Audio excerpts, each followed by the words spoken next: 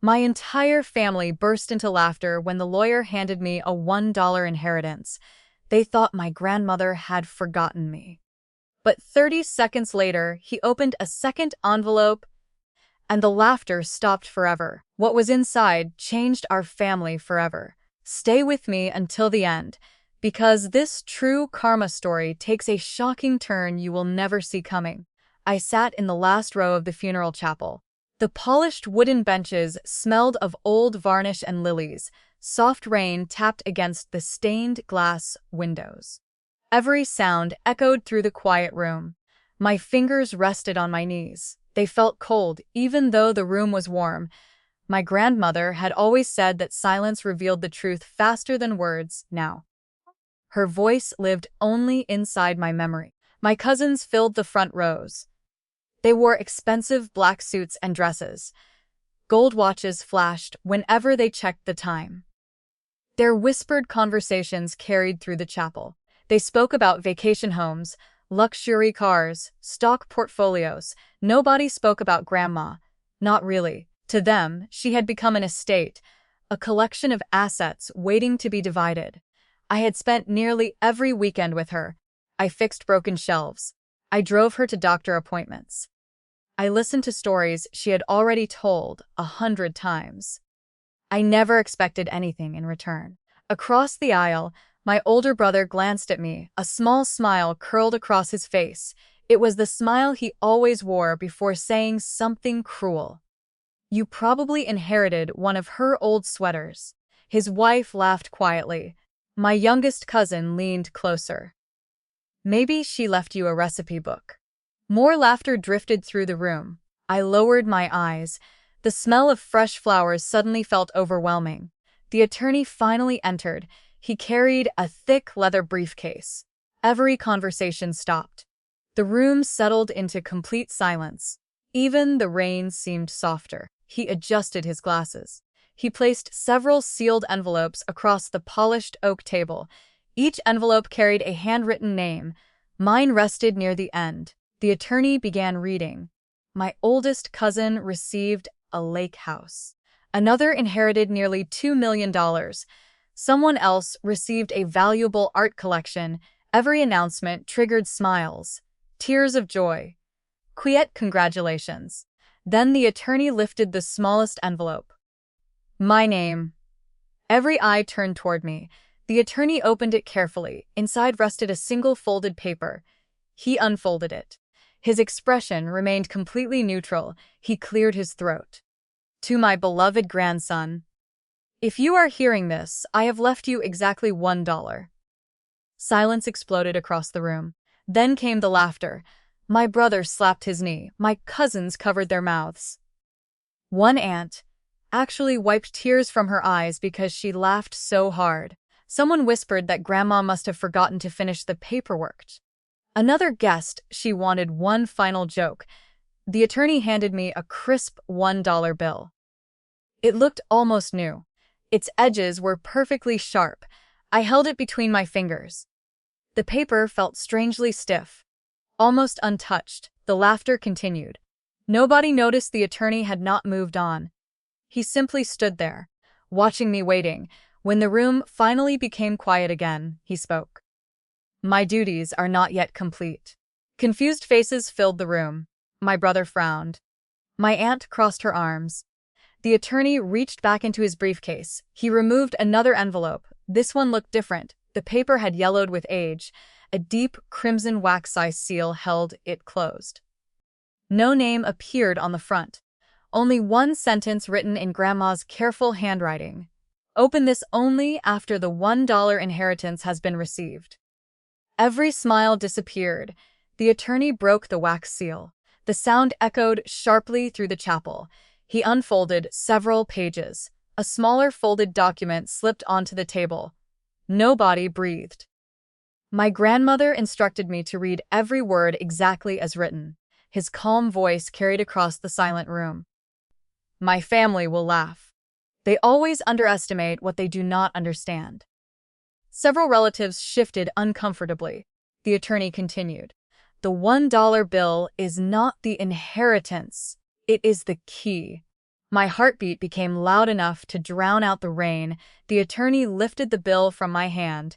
He held it beneath the overhead light. There is a tiny handwritten number hidden beside the serial number. Everyone leaned forward. I squinted.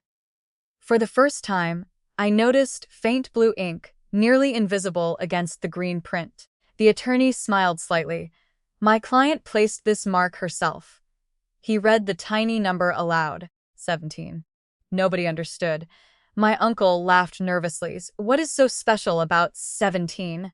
The attorney ignored him. He unfolded the second document.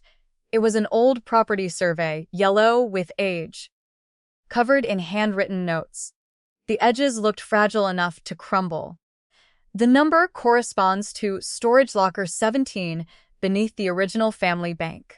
A strange feeling crept across my skin. That bank had closed decades earlier. Everyone in town believed its underground vault had been emptied. Grandma apparently believed otherwise. The attorney continued reading. I rented that locker under a legal trust that remained active for 46 years. Gasps rippled through the room. My cousin leaned so far forward that his chair creaked. The attorney reached into his briefcase once more. He removed a heavy brass key, dark with age. Its metal surface reflected the dim chapel lights. The key landed in front of me with a solid metallic click. No one laughed now. My brother stared at it as though it might disappear. My aunt whispered my name, for the first time in years. Her voice sounded gentle. The attorney folded his hands. There is one final instruction. If anyone besides my chosen heir attempts to enter locker 17, the contents immediately transfer to charity under the trust agreement.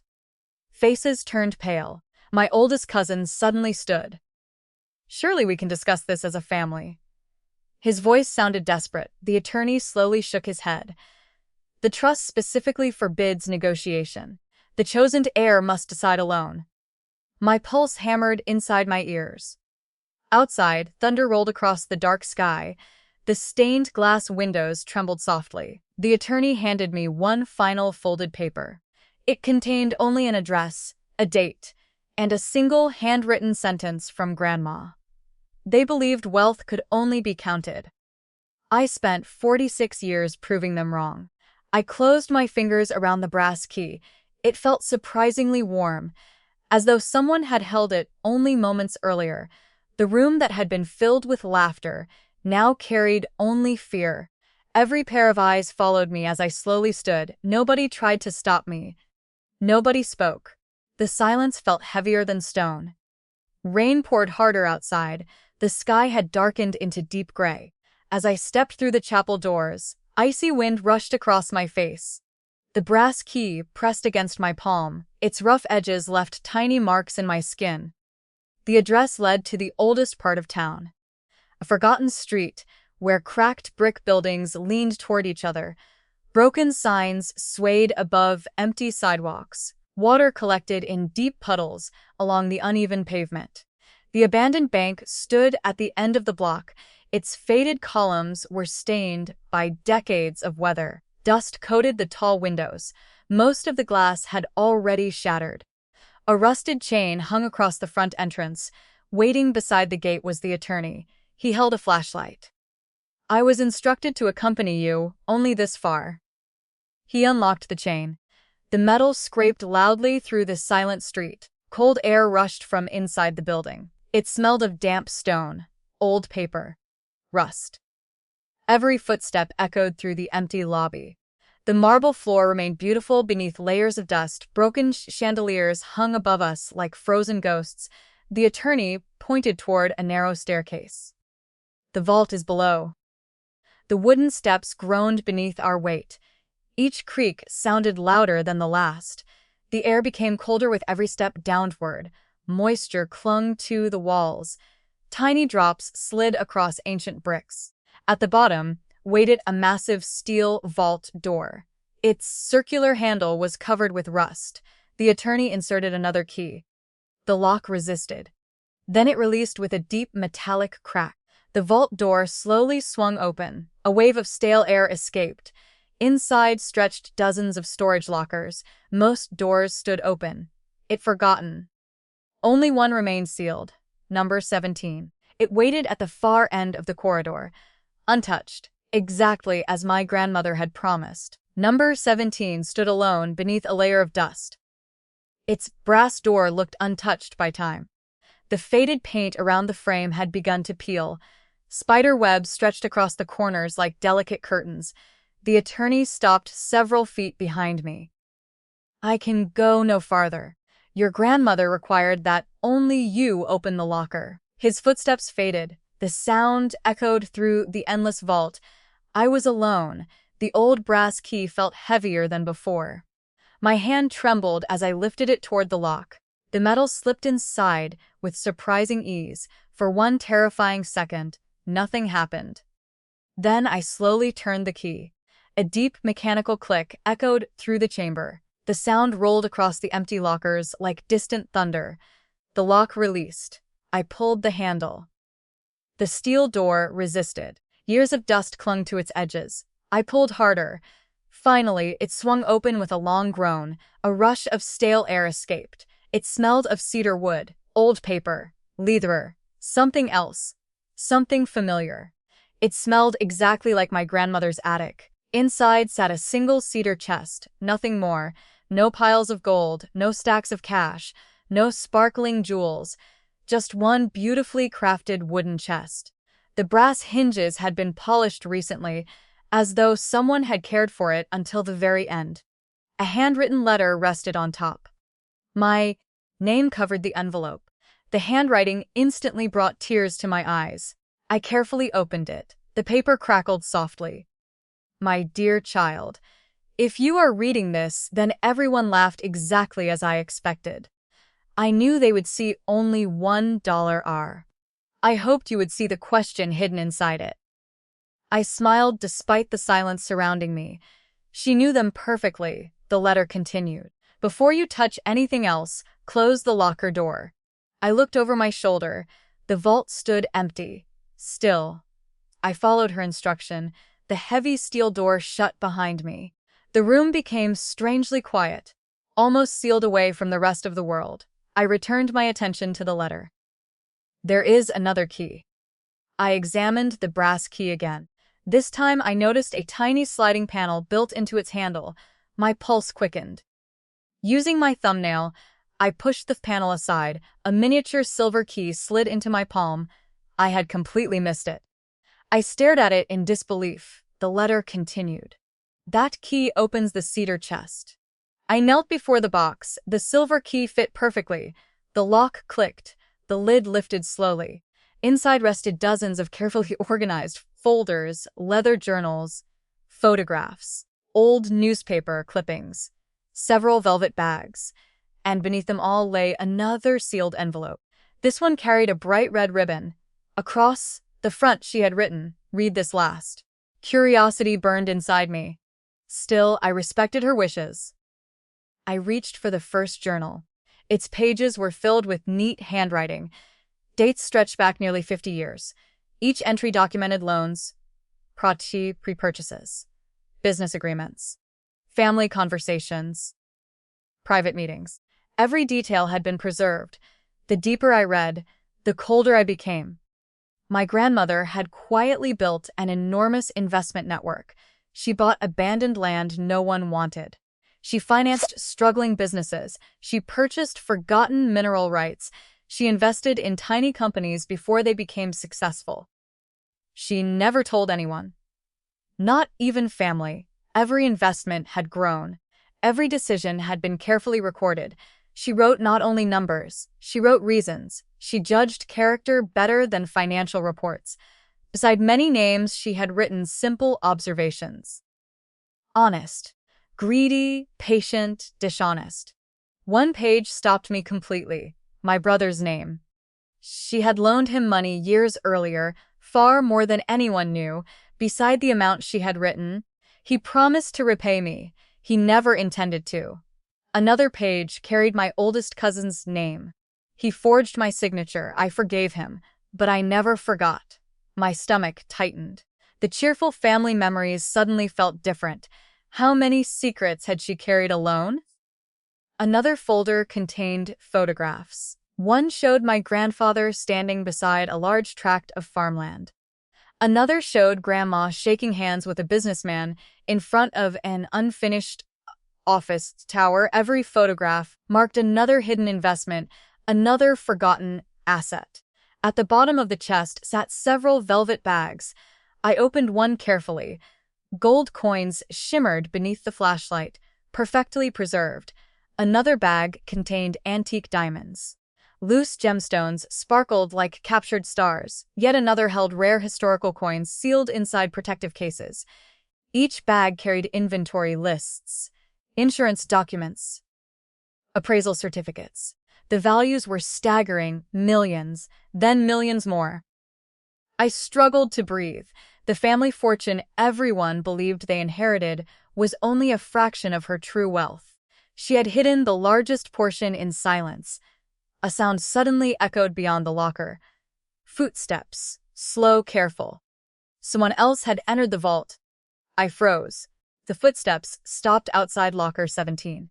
A shadow appeared beneath the door. Someone tested the handle. It remained locked, the person whispered. I know you are inside. It was my brother. His voice sounded strained, almost desperate. I only want to talk. I remained silent. The handle rattled again. You do not have to make this difficult. Silence answered him. His breathing grew heavier. Then another voice joined him. My oldest cousin. We can work something out. We are family. The words sounded hollow. Neither of them had called me family an hour earlier. The attorney's voice suddenly echoed through the vault. You have already been warned. If either of you interferes, the trust activates immediately. The footsteps retreated. Angry whispers faded into the distance. Only then did I breathe again. I looked back into the cedar chest. Only one item remained unread, the envelope tied with the red ribbon. My hands shook as I untied it. Inside rested several legal documents. The first page carried the official seal of a private trust. My name appeared repeatedly. The attorney had not exaggerated. Every hidden investment, every property, every vault, every account listed within the trust belonged to me alone. Estimated total value exceeded $800 million. I stared at the number. Surely I had misunderstood. I counted the digits again. The amount remained unchanged. Tucked behind the legal papers waited Grandma's final letter. My precious child, if you have reached this page, then you finally know the truth. I was never interested in creating wealthy descendants. I wanted to create one trustworthy heir. Wealth magnifies character. It does not improve it. I watched every member of this family for decades. I gave them opportunity. I offered forgiveness. I offered second chances. Many accepted my kindness. Few respected it. You never asked for payment. You never asked about my estate. You visited because you loved me. That is why the $1 bill mattered. I needed everyone else to reveal themselves before you discovered the second envelope. Fresh tears blurred the words. She had planned every moment, even the laughter, even the humiliation. Every painful second had been necessary. A final folded photograph slipped from the letter. It showed Grandma holding my hand when I was 6 years old. We were planting a tiny oak tree together. On the back, she had written, "The strongest trees grow slowly. So do the strongest people." Another sheet rested beneath the photograph. One final instruction. Before anyone learns the truth, drive to the old farmhouse. There is something waiting there. It belongs only to you. I carefully returned every document to the cedar chest, the letters, the journals, the photographs, the velvet bags. Nothing felt like treasure anymore. They felt like responsibility. I locked the chest again. As I stepped outside locker 17, the attorney waited quietly. He studied my face. You found it. I nodded silently. He smiled. Your grandmother always believed that your expression would tell me everything. He locked the vault once again. Together we climbed the old staircase. Sunlight had begun breaking through the storm clouds. The rain had stopped. Fresh air filled my lungs.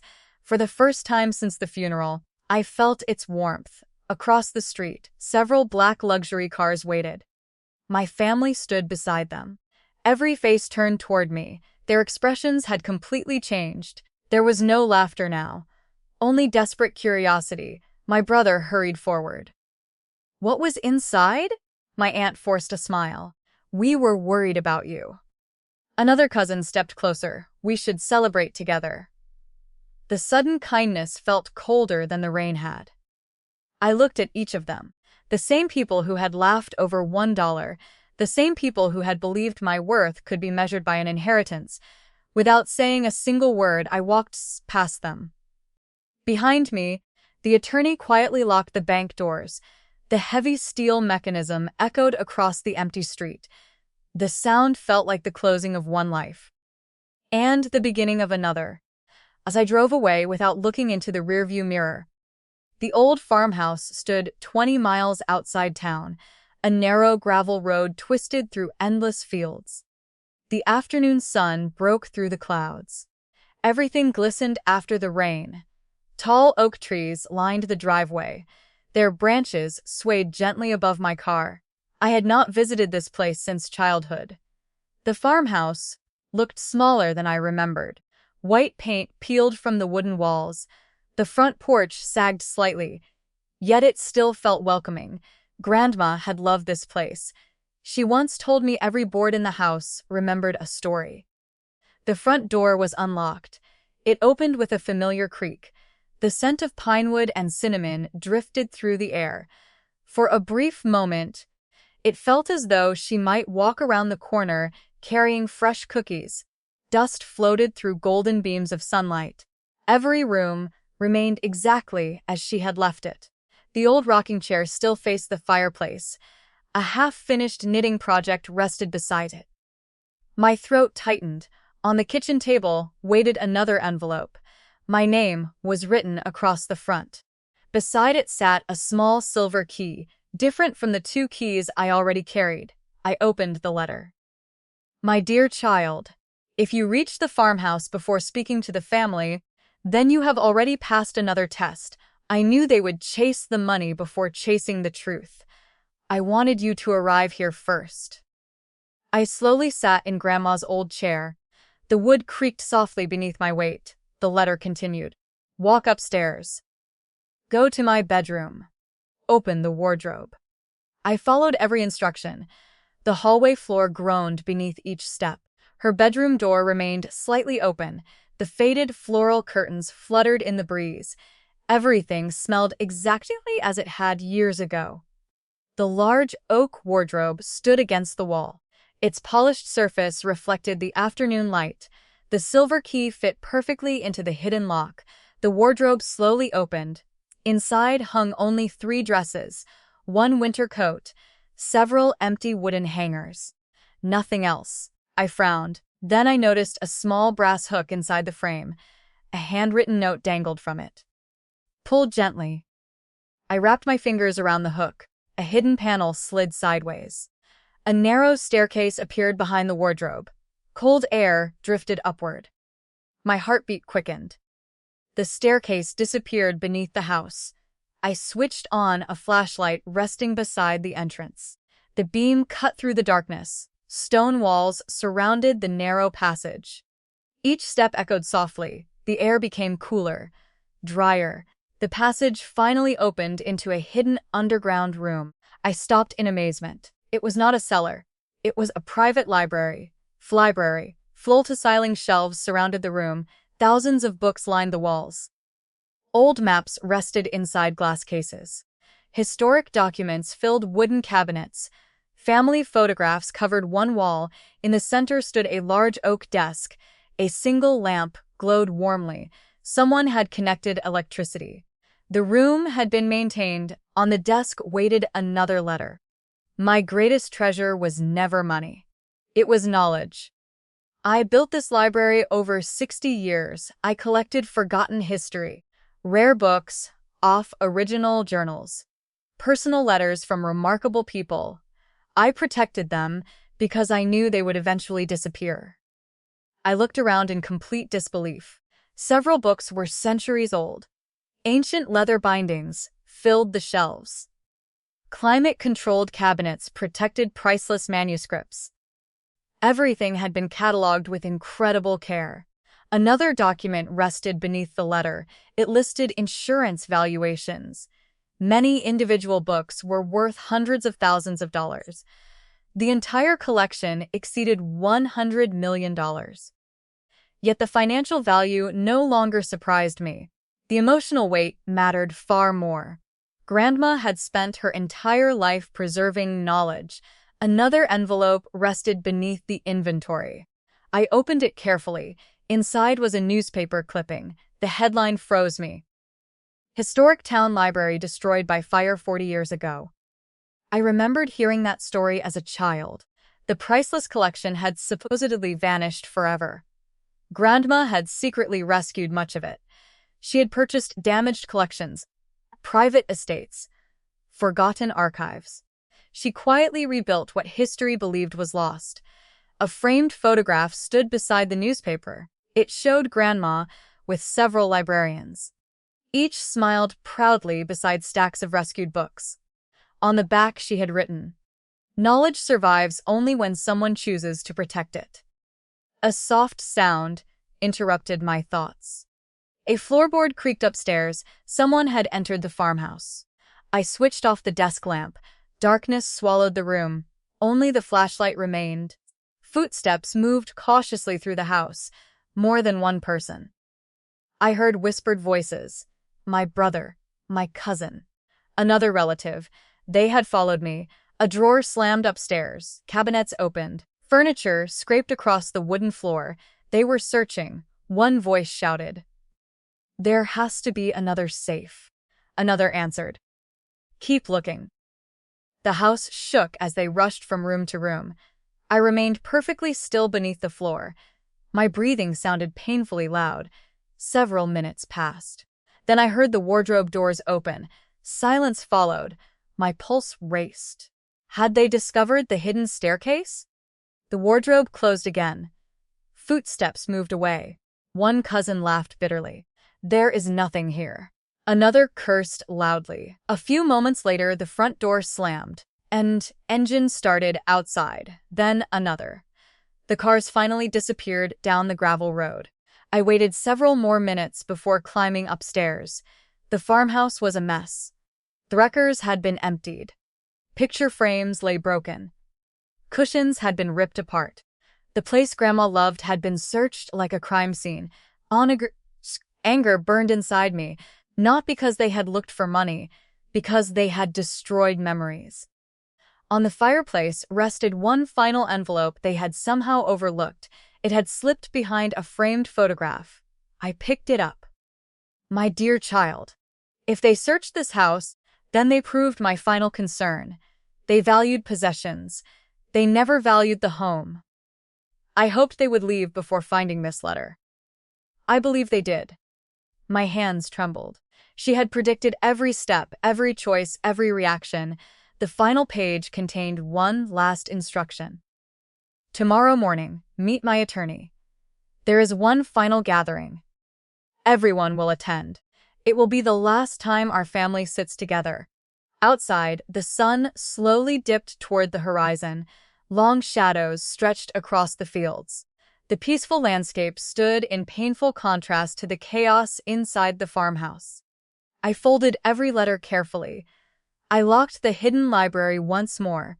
As I stepped onto the front porch, cool evening air brushed across my face. Far in the distance, I noticed fresh tire tracks leading away from the house. They had left, believing they had found nothing. They still had no idea that beneath their feet rested a fortune far greater than money, a legacy built from wisdom, history, trust, and choices made over an entire lifetime. Tomorrow, they would finally learn why Grandma had smiled every time someone underestimated her. The next morning arrived with thick fog. The fields surrounding the farmhouse disappeared beneath a blanket of white. Everything felt unnaturally quiet. I reached the attorney's office just before sunrise. The old brick building overlooked the town square. Its windows reflected the pale morning light. Inside, the waiting room was already crowded. Every member of my family had arrived early. Nobody smiled. Nobody laughed. The atmosphere felt heavy. My brother paced across the hardwood floor. My oldest cousin kept checking his phone. Two of my aunts whispered nervously in the corner. The moment I entered, every conversation stopped. Their eyes followed me, not with affection, with calculation. The attorney opened his office door. "Please, everyone inside." The conference room felt colder than before. A long mahogany table filled the center. Stackers of folders rested neatly beside every chair. The attorney remained standing. He folded his hands. "Your grandmother anticipated this meeting many years ago." He removed one final sealed package. It was larger than the others. The wax seal carried the family crest. "I have been instructed to read her final statement." No one interrupted. The attorney broke the seal. "My beloved family, if you are hearing these words together, then my final plan has worked. I have watched each of you build your lives. I celebrated your victories. I forgave your mistakes. I remained silent when silence taught better than lectures." Several relatives lowered their eyes. The attorney continued. "I knew many of you believed my estate consisted only of money. I hoped you would eventually understand that character is the greatest inheritance." My brother shifted uncomfortably. The attorney opened another page.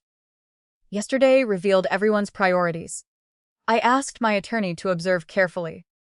He recorded every word. Every face turned toward the attorney. He quietly picked up another folder. I did. He adjusted his glasses. Immediately after the funeral, several family members attempted to persuade the beneficiary to surrender the trust. Others attempted to enter restricted property. Several individuals searched the farmhouse without permission. The room fell silent. My cousin's face turned pale. The attorney calmly opened another document. All activities were recorded by security cameras installed 6 months ago. Shock spread across the table. My aunt gasped. My brother stared in disbelief. "The farmhouse has cameras," the attorney nodded. "Every entrance, every room. The footage has already been archived."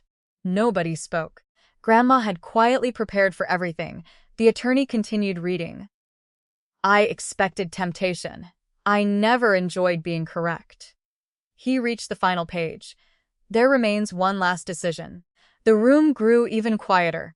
"The primary inheritance already belongs to my chosen heir. Nothing in this meeting can change that." Several shoulders dropped. Hope vanished from their faces. However, the single word echoed through the room. "I also established a family restoration fund." Heads lifted immediately. The attorney opened another folder. "It contains $50 million. Whispers spread across the room. "The beneficiary alone will decide how the fund is distributed." Every eye turned toward me. The silence felt almost unbearable. My brother leaned forward. "I know we have made mistakes." His voice sounded softer than I had ever heard. My aunt wiped tears from her face. "We are still family." Another cousin nodded quickly. "We can begin again." I looked around the table. The same peoples who had laughed, the same people who had searched Grandma's home, the same people who had chased wealth instead of memories. Then I remembered another sentence from her letters. "Wealth magnifies character." The attorney looked at me. "Your grandmother anticipated that you might hesitate." He handed me one final envelope. The paper felt warm from his hands. Inside rested only a single handwritten page. "My dear child, forgiveness and trust are different gifts. You may offer forgiveness freely. Trust must always be earned. I leave that decision to your heart." I closed the letter. The room waited. Nobody moved. I slowly stood. My voice sounded calm. "I forgive every one of you." Several people began to cry. Relief spread across their faces. Then I continued. "Forgiveness does not erase choices. It only removes bitterness." Silence returned. I will honor Grandma's wishes. The restoration fund will exist, but it will not reward greed. Confused expressions appeared around the table. I continued. Any family member who wishes to receive support must first complete 1 year of volunteer service. No exceptions. The room remained silent. They must help hospitals, food banks, libraries, homeless shelters. They must give before receiving. My brother blinked. My oldest cousin slowly lowered his head. I continued. The amount each person receives will depend on the lives they improve, not the excuses they offer. The attorney smiled, for the first time since the funeral, a genuine smile. He reached into his briefcase one last time. I was hoping you would choose something similar. He handed me another document. Grandma had anticipated this possibility as well. She had already prepared the legal framework for a charitable family foundation. The papers only required my signature. Across the room, my youngest cousin quietly began crying. She stood. I laughed yesterday. I am ashamed. I would like to volunteer. No one answered. Then my oldest aunt slowly stood beside her. So would I. One by one. Others followed. Not everyone. My brother remained seated. His arms stayed folded. My oldest cousin stared silently at the table. Their pride still outweighed regret. That choice belonged to them. The attorney gathered the signed papers. The meeting is complete. Everyone slowly filed toward the door. Some avoided my eyes. Others quietly thanked me. The room gradually emptied. Only the attorney and I remained. He walked toward the window, overlooking the town. Your grandmother visited this office every month. For 23 years, I looked at him. Every month? He nodded. She never discussed investments first. She always asked me the same question. What kind of person is my grandchild becoming? A lump formed in my throat. The attorney smiled gently. I finally have the answer. He handed me a small wooden box. I almost forgot. She asked me to give you this after the final meeting. Inside rested Grandma's old pocket watch, the same watch she carried every day. Its golden cover had become worn with age. I pressed the tiny latch. The cover opened. Inside was a tiny photograph of us planting the oak tree together. Beneath the picture, she had engraved 6 simple words. The greatest wealth is a good heart. I closed the watch carefully. Outside the office, sunlight finally broke through the clouds. The town square glowed beneath the morning light. Children laughed near the fountain. A cool breeze carried the scent of fresh flowers. For the first time since the funeral, the weight inside my chest felt lighter. Grandma had never wanted the family to fight over money. She wanted one final lesson to outlive her. The $1 bill had never been about becoming rich. It had been about revealing the difference between those who counted money and those who counted blessings. As I stepped into the sunlight, I realized something that no inheritance document could ever measure. My grandmother had not left me the largest fortune. She had left me the responsibility to protect the values that created it. And that responsibility would become the greatest legacy of all. The weeks that followed changed everything. News of my grandmother's charitable foundation quietly spread throughout the county. Local libraries received grants. Historic buildings began restorations. Scholarships appeared for students who could never have afforded college. Nobody knew where the funding originated. That was exactly how Grandma would have wanted it. I spent every afternoon inside the hidden library. Dust slowly disappeared from the shelves. Every journal was carefully digitized. Professional archivists arrived under strict confidentiality agreements. Many stood speechless when they saw the collection. One historian gently held a centuries-old manuscript. His hands trembled. He whispered, "I believe this was lost forever." In that moment, I understood the true value of what Grandma had protected. Money could purchase buildings. Knowledge could preserve civilizations. One afternoon, the attorney visited the farmhouse. He carried a slim leather folder. I found something hidden inside your grandmother's office." He placed it on the desk. It was trapped behind a filing cabinet. Inside rested several unopened letters. Each carried a future date. One envelope read, "Open 5 years after my passing." Another said, "Open only if the family learns humility." The final envelope simply read, "For the day you truly understand." The attorney smiled. I believe she expected this journey to continue long after she was gone. I carefully locked the letters away. Some wisdom deserved patience. Months passed. Autumn painted the fields gold. The oak tree we planted together had grown taller than the farmhouse roof. Its branches stretched proudly toward the sky.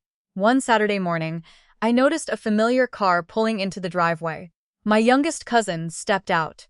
She looked different, older somehow. Not in age, in character. She carried a cardboard box filled with books. I thought these belonged in the library. Her voice was quiet. She explained that she had completed hundreds of volunteer hours. She had helped children learn to read. She had organized food drives. She had never asked about money again. Instead, she asked if she could help preserve Grandma's collection. I smiled. For the first time since the funeral. I would like that. Soon she became a regular visitor. Then another cousin joined us. A month later, one of my aunts arrived carrying family photographs she had kept hidden for years. Slowly, very slowly, the family began changing. Not because of wealth, because of purpose. Not everyone changed. My oldest cousin filed several lawsuits. Each failed. The trust had been prepared too carefully. He eventually sold his mansion. His expensive cars disappeared. He moved away without saying goodbye. My brother struggled the longest. Pride became a lonely companion. For nearly a year, I heard nothing from him. Then, one snowy evening, someone knocked on the farmhouse door. I opened it. He stood silently on the porch. The cold wind covered his coat with snow. His face looked exhausted. Older than I remembered. I brought something. He handed me a faded cardboard box. Inside rested every birthday card Grandma had ever sent him, every handmade Christmas ornament she had given him, every letter he had ignored. His eyes filled with tears. I spent my whole life believing she owed me something. I never realized how much she had already given me. Neither of us spoke for several moments. The fireplace crackled softly behind us. Finally, I stepped aside. "Come inside." We sat together until late into the night, not discussing money, not discussing inheritance. We shared memories, stories, regrets. For the first time in years, we spoke like brothers instead of rivals. The following spring, he quietly began volunteering at the local Veterans Center. He never told anyone. He simply started showing up every week. The foundation continued growing. The hidden library officially became a public research center. Students traveled from around the world to study there.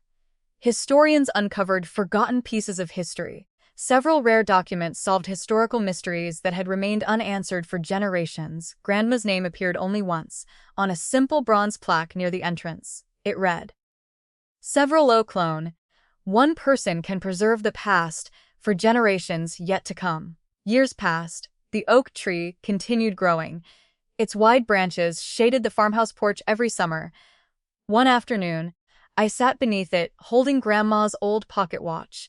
The golden case had become warm beneath the sunlight. I opened it once again. The tiny photograph still rested inside. But something caught my attention. The inside cover looked slightly thicker than before. Curious, I pressed gently along the edge. A hidden compartment quietly opened. A tiny folded piece of paper rested inside. I stared in disbelief. After all these years, another message. I unfolded it carefully. The handwriting was unmistakable. "My dear child, if you found this message, then enough time has passed. You finally understand. Wealth was never the reward. Watching people become better versions of themselves was. I never expected perfection. I only hoped someone would continue planting trees whose shade they might never enjoy." Tears blurred the final lines.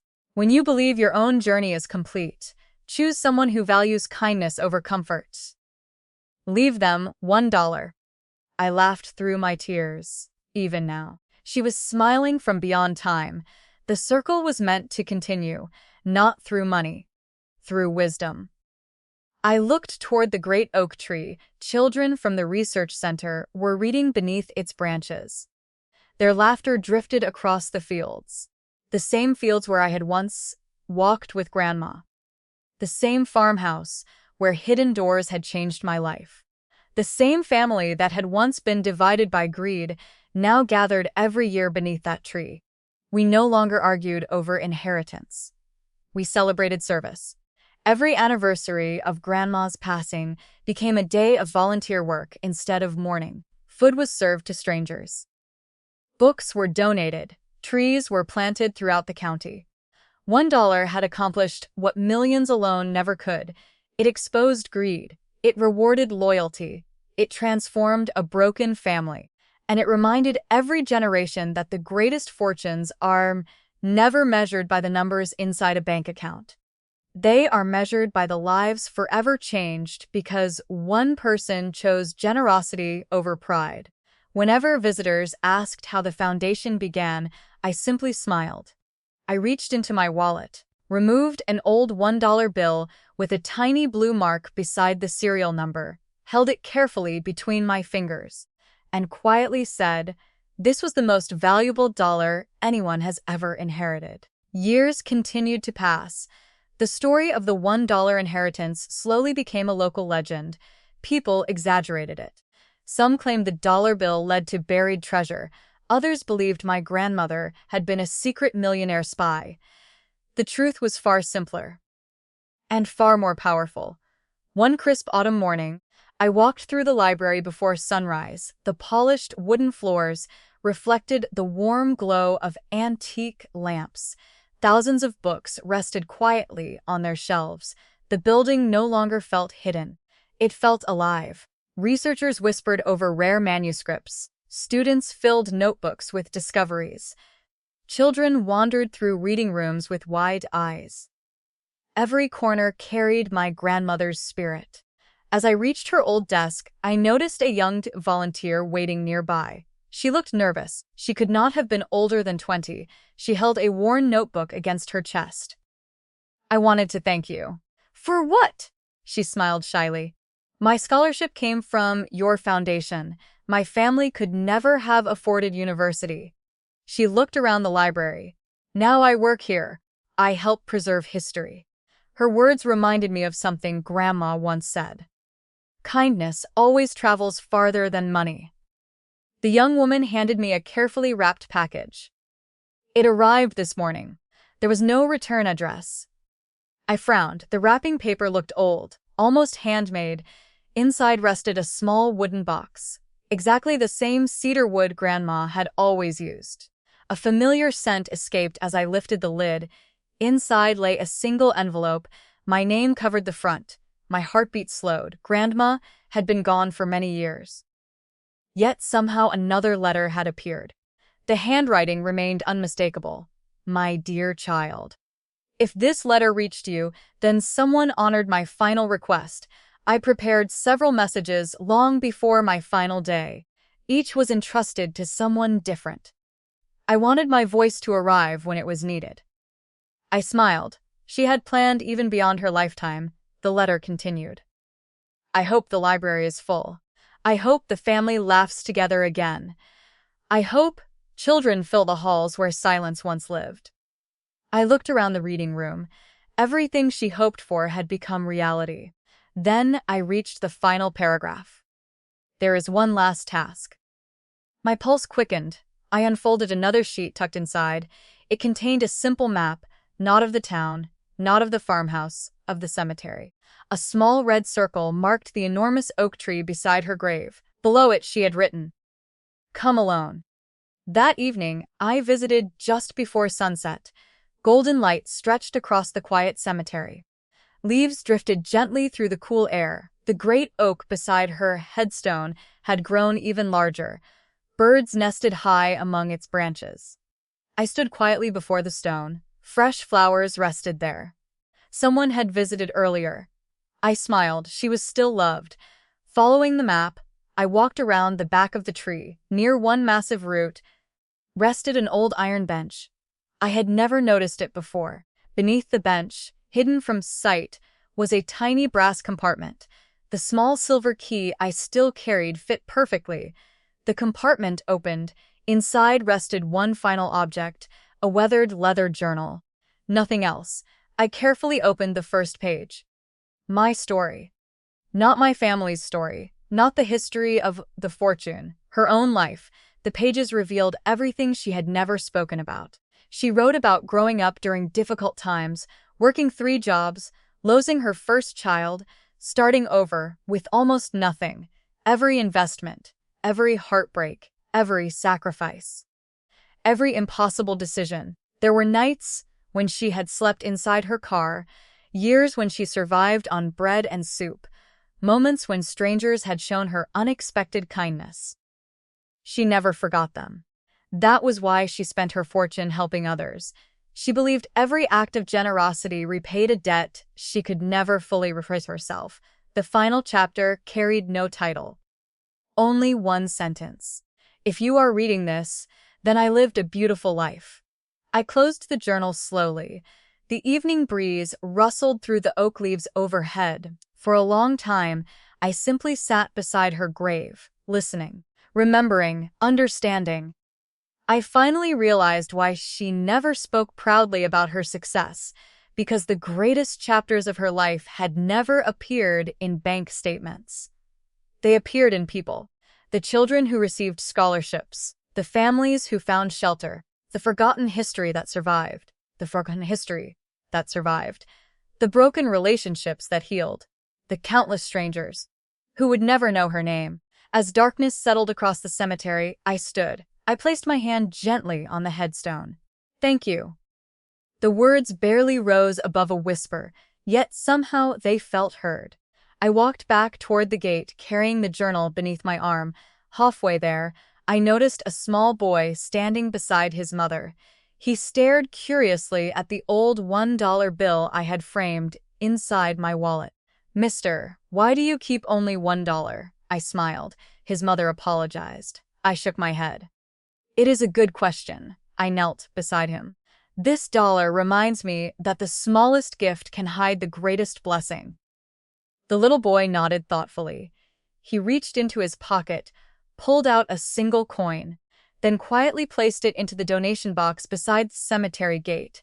His mother watched in surprise. The boy smiled proudly. "I want somebody else to have a blessing, too." I watched him walk away. A warm breeze moved through the trees. For just a moment, I could almost hear Grandma laughing softly, not because of the fortune she left behind, but because another lesson had quietly reached another generation. I looked once more at the worn $1 bill. The tiny blue mark beside the serial number had begun fading with age. The paper had become soft from years of careful handling. Its financial value remained exactly $1. Its true value could never be counted, because it had turned laughter into humility, pride into purpose, inheritance into legacy, and one ordinary family into proof that the richest people in the world are not always the ones who possess the most wealth. They are the ones whose kindness continues growing long after they are gone. Many years later, my hair had turned gray. The oak tree beside the farmhouse had become enormous. Its branches stretched across the yard like welcoming arms. Every spring, thousands of tiny green leaves returned. Every autumn, golden leaves covered the ground. Children from the foundation loved collecting them. The library had become one of the most respected historical research centers in the country. Visitors traveled from every continent. Some came searching for forgotten history. Others came searching for hope. Almost everyone eventually asked the same question. What inspired all of this? I never answered with numbers. I always answered with a story. One quiet afternoon, the attorney's grandson arrived. His grandfather had passed away peacefully several months earlier. The young man carried a leather briefcase that looked strangely familiar. It belonged to my grandfather. He asked me to deliver it only after his funeral. My heart skipped. Even after all these years, the past still found unexpected ways to reach me. Inside the briefcase rested only one envelope. The wax seal carried the attorney's initials. I opened it carefully. My dear friend, if you are reading this, then I have finally joined your grandmother. Otter. I kept one promise from her that I never told you. She instructed me never to reveal it until I was gone. I leaned closer. Your grandmother rewrote her will 6 different times, not because the investments changed, because she kept observing people. Every year, she asked herself the same question. Has my grandchild remained kind despite disappointment? I always answered yes. A tear rolled down my cheek. The attorney had been watching me all along, not to judge, to protect her wishes. The letter continued. The day she signed the final documents, she smiled. Then she looked at me and said, "Now I can leave peacefully. The money will be safe. More importantly, the values will be safe." I folded the letter with trembling hands. Some burdens had been carried in silence by people who loved us. That evening, I walked alone through the library. The building had grown far beyond the original collection. New wings held millions of archived documents. Digital preservation rooms quietly scanned fragile manuscripts. Children filled the education center with laughter. Everything had grown from one impossible decision. $1, one hidden envelope, one extraordinary woman. As I reached the entrance, I noticed a young man sitting alone on a bench. His clothes were worn. His backpack rested beside him. He looked nervous. He stood as I approached. I came for a scholarship interview. I almost turned around. I thought people like me never belong in places like this. His words instantly transported me back decades. I remembered sitting in the funeral chapel, feeling invisible, feeling underestimated. I smiled gently. You belong wherever your character takes you. His shoulders relaxed. Weeks later, he earned the scholarship. Years later, he became one of the library's lead historians. The cycle continued, once life changing another. Without either person fully realizing it, on the 30th anniversary of my grandmother's passing, the entire family gathered beneath the oak tree. Nearly 100 relatives attended. Many had been born long after the funeral. Children played where adults once argued. Grandchildren laughed together without knowing the bitterness that once divided their parents. A memorial stone had been placed beneath the tree, civil, unpolished, exactly as Grandma would have preferred. It carried only one sentence: "Leave every place kinder than you found it." After the ceremony, my youngest granddaughter climbed into my lap. She held a single dollar bill. "Grandpa," she smiled, "I found this in my birthday card." I laughed softly. Inside the bill was another tiny blue mark. My eyes widened. She looked confused. "What does it mean?" I smiled toward the great oak tree. "It means someone believes you are ready to learn something very important." She carefully unfolded the birthday card. Inside rested only one handwritten sentence: "Kindness always earns the greatest interest." There was no signature. None was needed. The tradition had begun again. Years later, when I finally felt my own journey nearing its end, I walked once more through every room of the farmhouse. The familiar scent of cedar still drifted through the halls. The hidden library remained full of life. Students quietly studied beneath warm lights. Researchers preserved another generation of history. The foundation had helped tens of thousands of people. None of them knew my name. That made me happier than any monument ever could. I climbed the narrow staircase to Grandma's old bedroom. The wardrobe still hid the secret passage. The rocking chair still faced the window. Outside, the great oak tree swayed gently in the afternoon breeze. I opened the old desk drawer. Inside rested a crisp $1 bill, a fountain pen, a blank envelope, and a small bottle of blue ink. My hands moved almost automatically. I placed the tiny blue mark beside the serial number, just as Grandma once had. Then I wrote a single sentence. If you are reading this, everyone laughed exactly as I expected. I smiled, folded the letter, placed it inside the envelope, and tucked it safely into the hidden compartment where another generation would someday discover it. Not because I wanted them to inherit money, because I wanted them to inherit wisdom. Outside, children laughed beneath the oak tree. The wind carried their voices through the open window. The sound reminded me of my grandmother's laughter. Warm, positive, warm, hopeful. The $1 bill had never really been an inheritance. It had been an invitation to choose integrity when greed seemed easier, to choose generosity when revenge felt justified, to choose purpose over possessions. Long after fortunes disappeared, long after buildings crumbled, long after names faded from memory, those choices would remain. Somewhere in the future, another family would gather in another quiet room.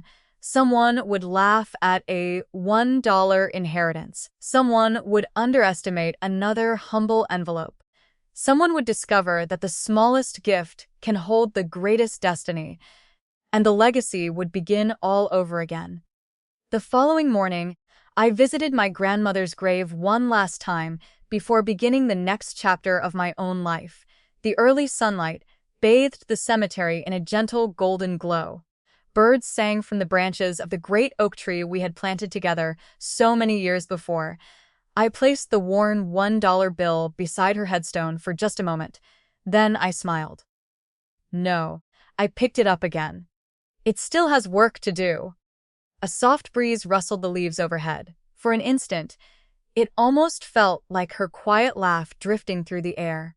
I looked around at everything her kindness had created: the restored library, the thriving foundation, the scholarships, the families who had rebuilt broken relationships, the children who now dreamed bigger because someone they would never meet believed in them.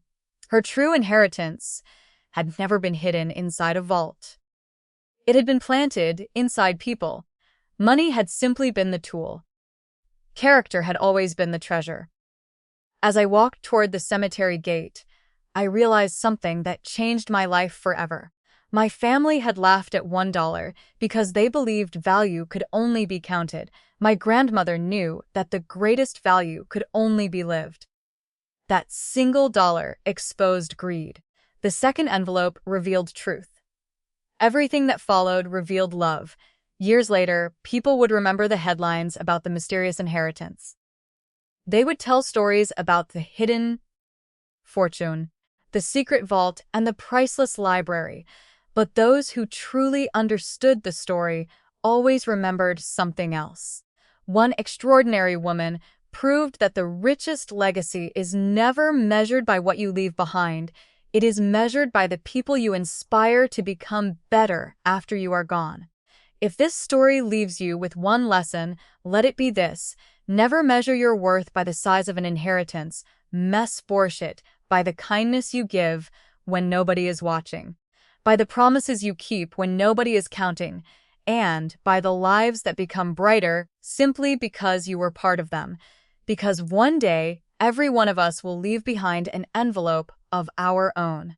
The question is not how much money it will contain. The question is what kind of person the world will remember when it is finally opened. Thank you for listening. And remember, sometimes the smallest gift carries the greatest legacy.